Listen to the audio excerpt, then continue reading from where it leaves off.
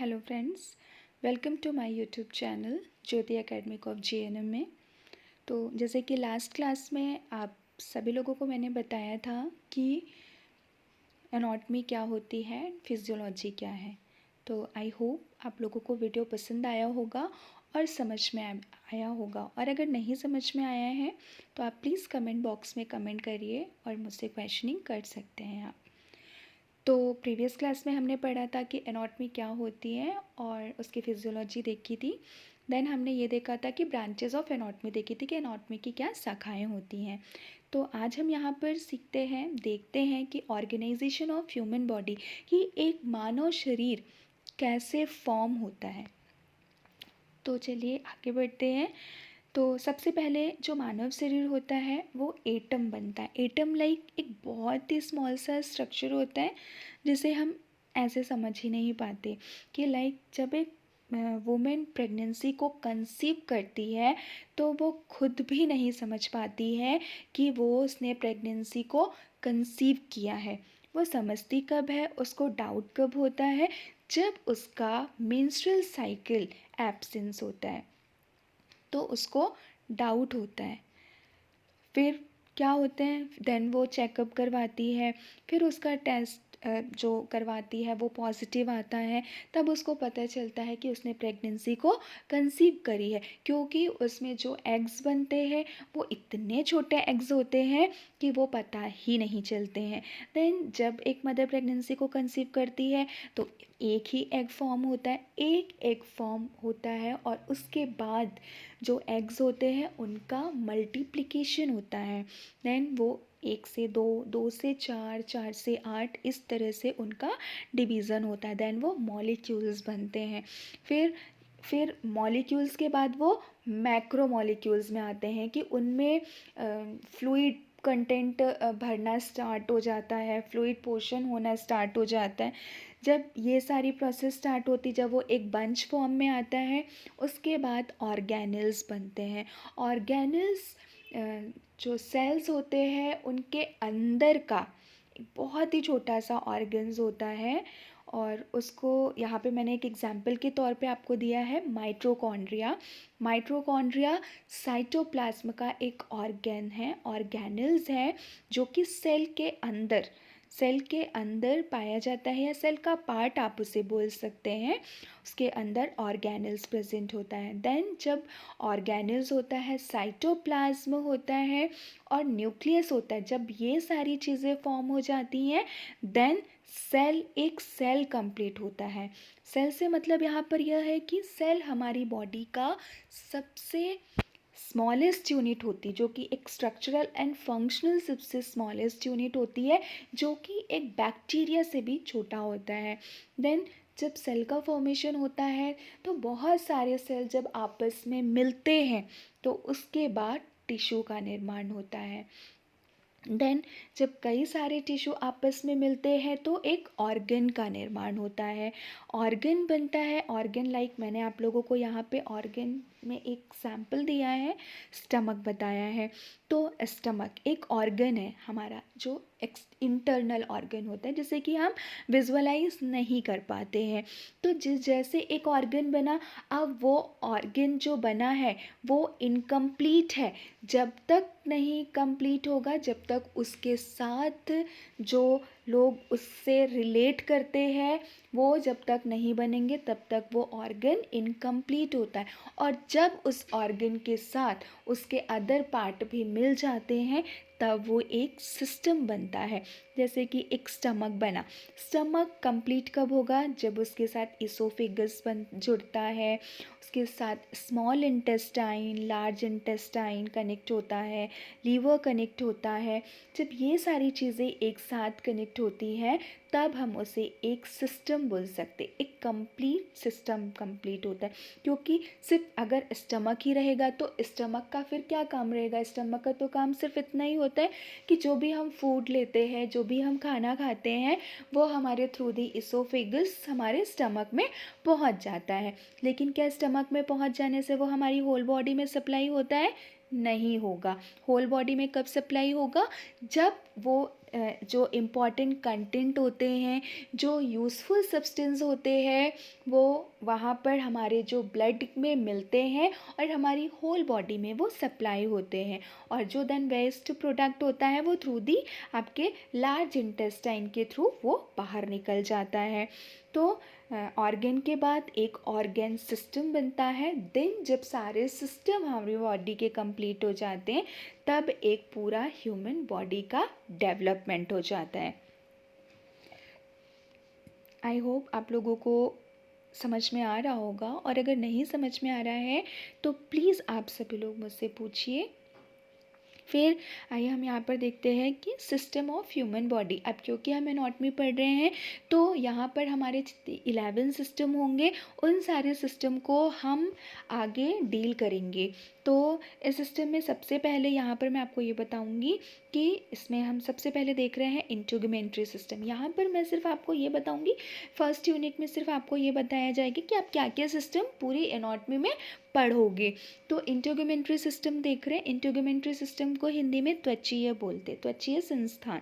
तो integumentary system के अंतर्गत आप क्या पढ़ोगे? स्किन पढ़ोगे, मतलब त्वचा के बारे में पढ़ोगे कि त्वचा हमारी बॉडी में क्यों इम्पॉर्टेंट है, उसका काम क्या होता है। हेयर्स पढ़ेंगे कि हमारी बॉडी में हेयर का क्या इम्पॉर्टेंट रोल होता है, हेयर हमारी बॉडी के लिए क्यों इम्पॉर्टेंट होते हैं।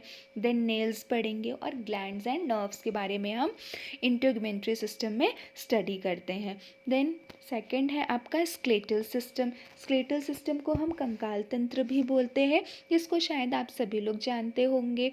तो इस सिस्टम के अंतर्गत हम मानव शरीर में, मतलब एक ह्यूमन बॉडी में कितनी बोन्स होती हैं, कौन सी हड्डी कहाँ पे प्रेजेंट होती है और उस हड्डी का नाम क्या है, और वो बोन हमारी किस चीज़ में हेल्प करती है और हमारी बॉडी में क्या इम्पॉर्टेंट है उसका, ये सारी चीज़ों की स्टडी हम स्केलेटल सिस्टम के अंतर्गत करते हैं। देन स्केलेटल सिस्टम के बाद आता है आपका मस्कुलर सिस्टम। मस्कुलर सिस्टम का मतलब होता है यहाँ पे मांसपेशीय तंत्र। मस्कुलर सिस्टम के अंतर्गत हम स्केलेटल मसल्स, जैसे कि अब जब क्योंकि बोन बन गया, अब हम स्केलेटल सिस्टम पढ़ते हैं, तो स्केलेटल सिस्टम क्या हड्डी का ढांचा ही बन जाने से हमारी पूरी बॉडी कंप्लीट हो जाती है? नहीं होती है। उस हड्डी को कवर करने के लिए भी मसल्स का होना ज़रूरी होता है। ठीक है, तो मसल्स और किस चीज़ में हेल्प करते हैं? हमारे मूवमेंट के लिए। अगर मसल्स नहीं होंगी तो हम प्रॉपर वे में मूवमेंट नहीं कर पाएंगे। लाइक आप लोगों ने सुना भी होगा कि जो जीरियाट्रिक पर्सन होते हैं या जब ओल्ड एज की तरफ पर्सन जाते हैं, हमारे घर में भी से बहुत सारे लोग होंगे, हमारे दादा दादी, हमारे नाना नानी, हमने उनको देखा होगा कि जब वो एक ओल्ड एज में पहुंचते हैं तो उनकी जो मसल्स होती है वो लूज़ होने लगती, मतलब कि जो उसकी इलास्टिसिटी होती है वो कम होने लगती है। तो आप लोगों ने देखा होगा ना कि बूढ़े लोगों में ज़्यादा जॉइंट पेन होता है, अगर वो एक बार जहाँ पे बैठ जाते हैं तो उनको उठने में दिक्कत होता है, वो लेट जाते हैं तो उनको वो उठ के बैठ नहीं सकते, वो सीढ़ियाँ नहीं चढ़ सकते इतनी एक्टिवली जितनी अभी के टाइम पे आप चढ़ पाते होंगे। वो चढ़ने को चढ़ तो जाते होंगे, लेकिन अगर आप उनको 2-3 सीढ़ी भी चढ़ा देते हो तो वो हांफने लगते हैं, उनका घुटना पेन होने लगता है। तो जो मसल्स होते हैं वो हमारे पॉस्चर के लिए, हमारे मूवमेंट के लिए हेल्प करते हैं। तो ये हम मस्कुलर सिस्टम में पढ़ेंगे। देन है आपका नर्वस सिस्टम। नर्वस सिस्टम, इस सिस्टम के अंतर्गत हम ब्रेन के बारे में पढ़ेंगे, मतलब कि जो हमारा क्रेनियम होता है तो उसके अंदर एक बहुत छोटा सा ब्रेन होता है ना। तो उस छोटे से ब्रेन के अंदर हमको बहुत सारी चीज़ें डालनी पड़ती, जैसे कि मैं अभी आपको ये सारी चीज़ें जो बता रही हूँ वो सब आपको आपके ब्रेन में डालना पड़ेगा। आपको याद रखना पड़ेगा कि क्या चीज़ कहाँ पे होती है, कौन से सिस्टम में हम क्या चीज़ पढ़ते हैं, है ना, और कौन सी बोन कहाँ पे पाई जाती है, मस्कुलर सिस्टम हमारी बॉडी के लिए क्यों इम्पॉर्टेंट है, ये सारी चीज़ें हमको हमारे छोटे से दिमाग में रखना पड़ता है। ठीक है, तो नर्वस सिस्टम में हम पूरा ब्रेन से रिलेटेड सारे ऑर्गन्स को की स्टडी करते हैं। देन है आपका एंडोक्राइन सिस्टम। एंडोक्राइन सिस्टम, इस सिस्टम के अंतर्गत जैसे कि बहुत सारे ग्लैंड्स होते हैं और वो ग्लैंड्स हाँ क्या काम करते हैं, सिक्रिएशन के लिए रिस्पॉन्सिबल होते हैं। तो हमारी बॉडी के लिए, हमारे लिए हॉर्मोन्स का भी इम्पॉर्टेंट रोल होता है। अगर लेकिन हर एक चीज़ का एक लिमिट होता है। जैसे कि लाइक अगर आप खाना ज़्यादा खा लेते हो तो क्या होता है, आपको ओबेसिटी होने लगती है, ठीक है। आपको और ओवर ईट कर लेते हैं तो फिर आपको मतलब कि अजीब सा लगने लगता है। आपको स्लीपिंग में प्रॉब्लम होता है, प्रॉपर वे में आप ब्रीथ नहीं कर पाते हो। लेकिन अगर आप वहीं पे कम खाना खाते हो तो भी आपको वीकनेस वगैरह लगने लगता है ना। तो ये एक साइड इफ़ेक्ट होता है। कोई भी चीज़ अगर हम ज़्यादा कर लेते हैं उसका भी होगा, और अगर वो कम भी हो रही है तो भी होता है। तो यहाँ पे एंडोक्राइन सिस्टम से मतलब ये है कि हमारी बॉडी में बहुत सारे ऐसे ग्लैंड्स होते हैं जो कि हार्मोन सिक्रिएशन के लिए रिस्पॉन्सिबल होते हैं। तो अभी एक मोस्ट कॉमन आप लोगों को मैं बताती हूँ कि जैसे कि हमारी बॉडी में एक कौन सा और एक ग्लैंड है, पेनक्रियास, ठीक है। तो वो क्या करता है कि जो पेनक्रियास है वो क्या करेगा आपका, कि जो आपका इंसुलिन जो हार्मोन है उसके लिए रिस्पॉन्सिबल होता है। तो अब इंसुलिन, आई थिंक आप लोगों को पता होगा, अभी तो ये सारी चीज़ें कॉमन है, सभी को पता होती है कि अगर किसी को बहुत ज़्यादा डायबिटीज़ होता है, शुगर लेवल बहुत ज़्यादा बढ़ जाता है तो वो इंसुलिन लेते हैं। तो वो किसकी वजह से होता है कि हमारी बॉडी में इंसुलिन का लेवल कम हो जाता है। तो क्या है, वो एक हार्मोन्स है। तो अब वो उसका लेवल कम हो गया है तो उसकी वजह से प्रॉब्लम हो रहा है। अब उसका अगर लेवल बढ़ जाता तो भी प्रॉब्लम होता है। जैसे कि आप लोगों ने सुना होगा कि थायराइड बढ़ जाता है। तो थायराइड क्या है, वो भी एक हार्मोन है ना। अगर वो बढ़ जाता है तो क्या होता है, उससे भी ओबेसिटी होती है। और थायराइड अगर कम होता है तो आप लोगों ने देखा होगा कि पतले लोगों को भी देखा होगा, तो जो लोग कितना भी खाना खा लेते हैं पर वो मोटे नहीं होते हैं, तो वो भी एक प्रॉब्लम होती है। तो एंडोक्राइन सिस्टम के अंतर्गत हम क्या पढ़ेंगे कि जो भी हमारी बॉडी में हॉर्मोन्स हैं वो हॉर्मोन्स किस लिए रिस्पॉन्सिबल होते हैं, ठीक है।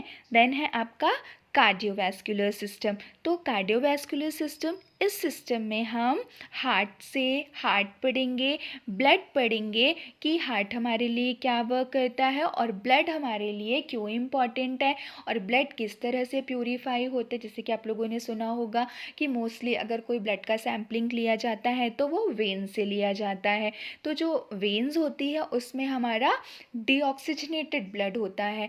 तो अब डीऑक्सीजनेटेड ब्लड कहाँ पे होता है, और वो जो डीऑक्सीजनेटेड ब्लड है वो ऑक्सीजनेट में कैसे कन्वर्ट होता है, कहाँ पे जाकर वो प्यूरीफाई होता है, ये सारी चीज़ें हम कार्डियोवैस्कुलर सिस्टम में देखेंगे। तो आज के लिए सिर्फ इतना ही। आई होप आप लोगों को मेरा ये वीडियो पसंद आया होगा। और अगर किसी भी चीज़ में डाउट है, अगर आप मुझे कोई क्वेरीज़ पूछना चाहते हैं, या फिर अगर आपको अभी जैसे कि जीएनएम के एग्ज़ाम्स होने वाले हैं, तो अगर आपको कोई और टॉपिक चाहिए जो कि आपको क्लियर करना है तो आप प्लीज़ मुझे कमेंट बॉक्स में कमेंट कीजिए। मैं पूरी कोशिश करूँगी कि आप लोगों को क्वेरीज़ का आंसर कर पाऊँ। तो गाइज़, अगर आप लोगों को मेरा ये वीडियो पसंद आया है तो प्लीज़ लाइक कीजिए, सब्सक्राइब कीजिए एंड शेयर कीजिए।